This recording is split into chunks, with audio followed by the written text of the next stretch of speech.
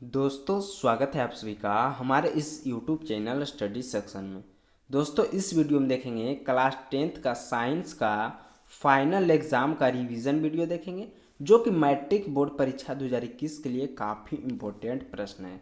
दोस्तों अगर इस बार आप मैट्रिक परीक्षा 2021 का एग्ज़ाम देने वाले हैं तो इस वीडियो को शुरू से अंत तक जरूर देखें। और दोस्तों इस वीडियो में आपको टोटल 30 प्रश्न कराएंगे और 30 प्रश्न में आपको पहले से कितने प्रश्न याद थे आप हमें कमेंट सेक्शन में ज़रूर बताएं दोस्तों, और कमेंट करना बिल्कुल ना भूलें।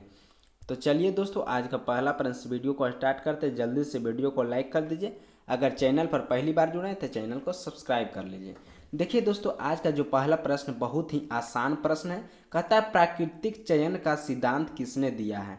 ऑप्शन ए में दिया लेमार्क, ऑप्शन बी में दिया अरस्तु, ऑप्शन सी में दिया आपका डार्विन और ऑप्शन डी में दिया आपका स्पेंसर। तो जल्दी से इसका आंसर आप दोस्तों कमेंट बॉक्स में दे दीजिए। उसके बाद देखते अगला प्रश्न। देखिए 2 नंबर प्रश्न काफ़ी इंपॉर्टेंट प्रश्न है दोस्तों। कहता है निम्न में से कौन प्राकृतिक संसाधन नहीं है। दोस्तों ऑप्शन ए में दिया आपका वायु, बी में दिया मृदा, सी में दिया जल और डी में दिया जीवधारी। तो दोस्तों जीवधारी जो है क्या है, एक प्राकृतिक संसाधन का जो एक उदाहरण नहीं है। तो इसको आप अच्छी तरह से याद रखें, यह काफ़ी इंपॉर्टेंट प्रश्न है। उसके बाद देखते अगला प्रश्न। देखिए 3 नंबर प्रश्न कहता है ओजोन परत किस हानिकारक विकिरण से पृथ्वी को सुरक्षा प्रदान करती है। तो दोस्तों ओजोन परत जो है परावैंगनी विकिरण से जो है पृथ्वी के जो है क्या करता है, सुरक्षा प्रदान करता है। यानी ऑप्शन सी आपका जो सही उत्तर हो जाएगा। उसके बाद देखते अगला प्रश्न। देखिए 4 नंबर प्रश्न आपका क्या कहता है। कहता है चिपको आंदोलन का मुख्य उद्देश्य संरक्षित करना था। तो दोस्तों चिपको आंदोलन का मुख्य उद्देश्य था जो है वह जो है वृक्षों को संरक्षित करना था। यानी क्या करना था, तो वृक्षों को जो है संरक्षित करना था। यह काफ़ी इम्पोर्टेंट प्रश्न है दोस्तों, यह एग्जाम में आपका पूछा हुआ प्रश्न है, तो इसको आप ध्यान में रखें। उसके बाद देखते अगला प्रश्न। देखिए 5 नंबर प्रश्न कहता है हरे पौधे कहलाते हैं। ऑप्शन ए में दिया उत्पादक, ऑप्शन बी में दिया अपघटक, ऑप्शन सी में दिया उपभोक्ता और ऑप्शन डी में दिया आपका आहार श्रृंखला। तो दोस्तों हरे पौधे जो कहलाते हैं वह उत्पादक कहलाते हैं।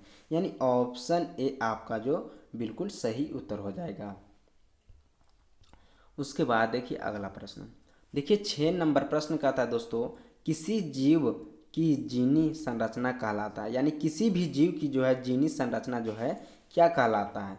तो दोस्तों किसी भी जीव की जीनी संरचना जो कहलाता है जीन प्ररूप या जीपोटाइप कहलाता है। यानी इस क्वेश्चन का जो सही उत्तर हो जाएगा दोस्तों ऑप्शन बी हो जाएगा। उसके बाद देखते अगला प्रश्न। देखिए 7 नंबर प्रश्न ये भी काफ़ी इम्पोर्टेंट प्रश्न है। कहता है स्त्रियों में लिंग गुणसूत्र होते हैं। तो दोस्तों स्त्रियों में लिंग गुणसूत्र XX होते हैं। यानी ऑप्शन ए आपका जो सही उत्तर हो जाएगा, तो इसको भी आप ध्यान में रखें। उसके बाद देखते अगला प्रश्न। देखिए 8 नंबर प्रश्न कहता है निम्न में से कौन एक उभयलिंगी जंतु है। तो दोस्तों केचुआ जो है एक उभयलिंगी जंतु का जो एक उदाहरण है। यानी ऑप्शन ए आपका जो सही उत्तर हो जाएगा, तो इसको भी आप अच्छी तरह से याद रखें। उसके बाद देखिए अगला प्रश्न। देखिए 9 नंबर प्रश्न दोस्तों कहता है शुक्राणु का निर्माण होता है। तो शुक्राणु का निर्माण जो दोस्तों होता है वह वृषण में होता है। यानी ऑप्शन ए आपका जो सही उत्तर हो जाएगा, तो इसको भी आप ध्यान में रखें। उसके बाद देखते अगला प्रश्न।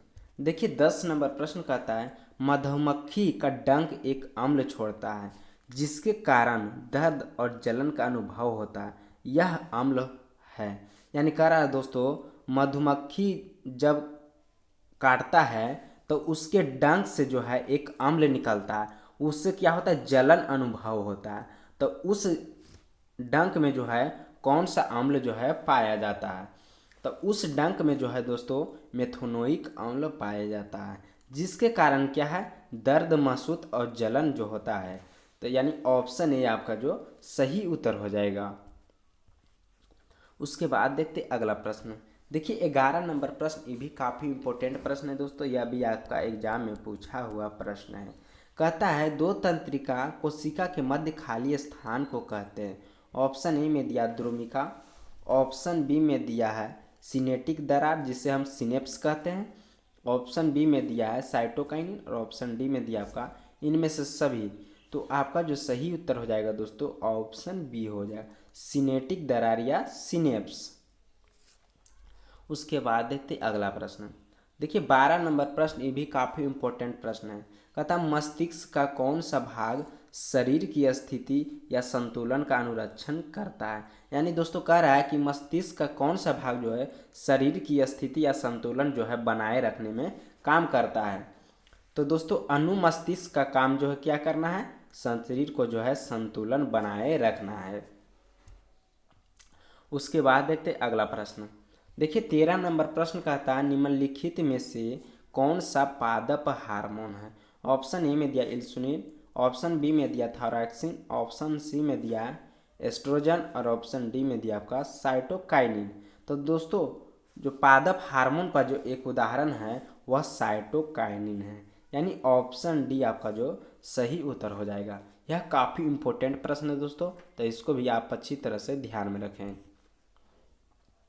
उसके बाद देखते अगला प्रश्न। देखिए 14 नंबर प्रश्न कहता है पतियों में गैसों का आदान प्रदान कहाँ होता है।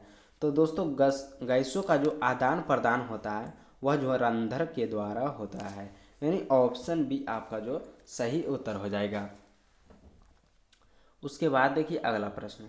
देखिए 15 नंबर प्रश्न कहता है स्वपोषी पोषण के लिए क्या आवश्यक है। ऑप्शन ए में दिया आपका कार्बन डाइऑक्साइड, ऑप्शन बी में दिया क्लोरोफिल, ऑप्शन सी में दिया सूर्य का प्रकाश और ऑप्शन डी में दिया आपका उपर्युक्त सभी। तो दोस्तों आपका जो सही उत्तर हो जाएगा दोस्तों ऑप्शन डी हो जाएगा, यानी स्वपोषी पोषण के लिए कार्बन डाइऑक्साइड तथा जल की आवश्यकता है, क्लोरोफिल की आवश्यकता है और सूर्य का प्रकाश जो की आवश्यकता है, तभी जो है क्या है स्वपोषी जो है पोषण के लिए जो है आवश्यक होगा। उसके बाद देखिए अगला प्रश्न। देखिए 16 नंबर प्रश्न दोस्तों काफ़ी इंपॉर्टेंट प्रश्न है।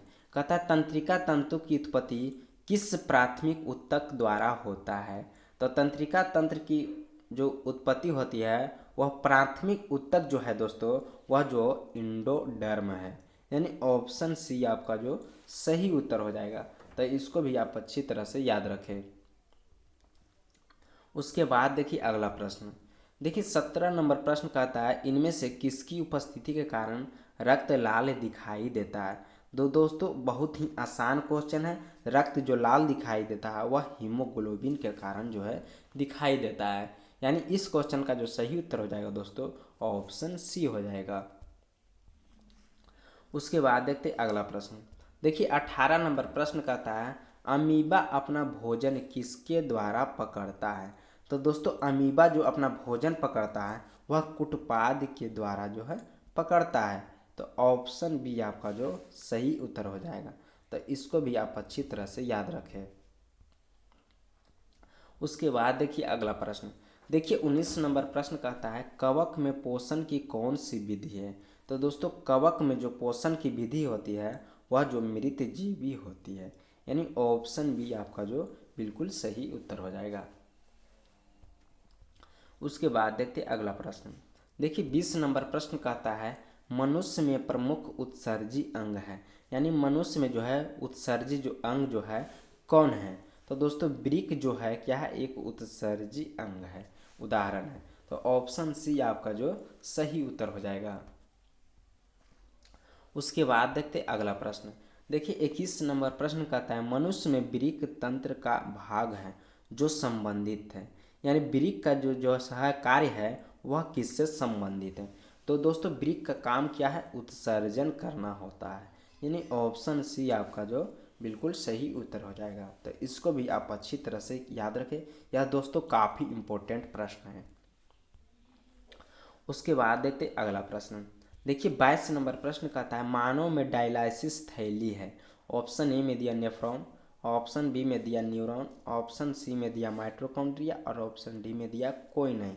तो दोस्तों मानव में जो डायलाइसिस थैली होता है वह नेफ्रॉन होता है, यानी ऑप्शन ए आपका जो बिल्कुल सही उत्तर हो जाएगा।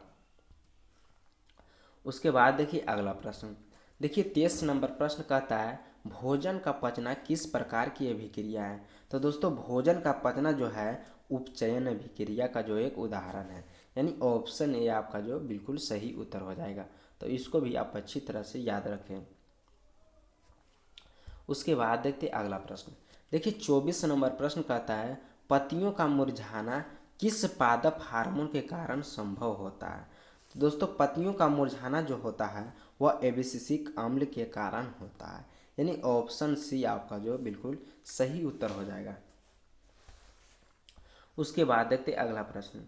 देखिए 25 नंबर प्रश्न आपका क्या कहता है फूलों में नर प्रजनन अंग होता है, यानी फूल में जो दोस्तों नर प्रजनन अंग कौन होता है। तो दोस्तों फूल में जो नर प्रजनन अंग होता है वह पुंकेसर होता है, यानी ऑप्शन ये आपका जो बिल्कुल सही उत्तर हो जाएगा। तो इसको भी आप अच्छी तरह से याद रखें दोस्तों। उसके बाद देखते अगला प्रश्न। देखिए 26 नंबर प्रश्न कहता है मानव मादा में अंडाणु निषेचन होता है, यानी मानव मादा में जो अंडाणु निषेचन दोस्तों कहाँ होता है। तो मानव मादा में अंडाणु निषेचन फाइलोपियन नलिका में होता है, जिसको हम लोग क्या बोलते हैं फाइलोपियन ट्यूब बोलते हैं। उसी में जो है अंडाणु का जो है निषेचन होता है। उसके बाद देखते अगला प्रश्न। देखिए 27 नंबर प्रश्न कहता है अलैंगिक जनन मुकुलन द्वारा होता है, यानी अलैंगिक जनन जो है मुकुलन विधि द्वारा जनन जो है किसमें होता है। तो दोस्तों अलैंगिक जनन द्वारा मुकुलन विधि जो होता है वह ईस्ट में होता है, यानी इस क्वेश्चन का जो सही उत्तर हो जाएगा दोस्तों ऑप्शन बी हो जाएगा। यह काफ़ी इंपॉर्टेंट प्रश्न है दोस्तों, तो इसको भी आप अच्छी तरह से याद रखें। उसके बाद देखते अगला प्रश्न। देखिए 28 नंबर प्रश्न कहता है पराग कोश में पाए जाते हैं। तो दोस्तों पराग कोश में जो है बाह्य दल पाए जाते हैं, यानी ऑप्शन बी आपका जो बिल्कुल सही उत्तर हो जाएगा। उसके बाद देखते अगला प्रश्न। देखिए 29 नंबर प्रश्न ये भी काफ़ी इंपॉर्टेंट प्रश्न है दोस्तों। कहता है लिंग गुणसूत्र का पूर्ण जोड़ा पाया जाता है। ऑप्शन ए में दिया पुरुष में, ऑप्शन बी में दिया स्त्री में, ऑप्शन सी में दिया पुरुष और स्त्री दोनों में, और ऑप्शन डी में दिया आपका किसी में नहीं। तो दोस्तों लिंग गुणसूत्र का जो पूर्ण जोड़ा पाया जाता है वह जो है पुरुष और स्त्री जो है दोनों में जो है पाया जाता है। तो ऑप्शन सी आपका जो दोस्तों बिल्कुल सही उत्तर हो जाएगा। उसके बाद देखते अगला प्रश्न। देखिए दोस्तों आज का जो लास्ट प्रश्न है कहता है पौधे में जनन अंग कहाँ पाए जाते हैं। तो दोस्तों पौधे में जनन अंग जो है पुष्प में पाए जाते हैं, यानी इस क्वेश्चन का जो सही उत्तर हो जाएगा दोस्तों ऑप्शन सी हो जाएगा। और दोस्तों आप कमेंट करके बताएं 30 प्रश्न में आपको पहले से कितने प्रश्न याद थे, आप हमें कमेंट सेक्शन में ज़रूर कमेंट करें। तो दोस्तों मिलते हैं अगले वीडियो में।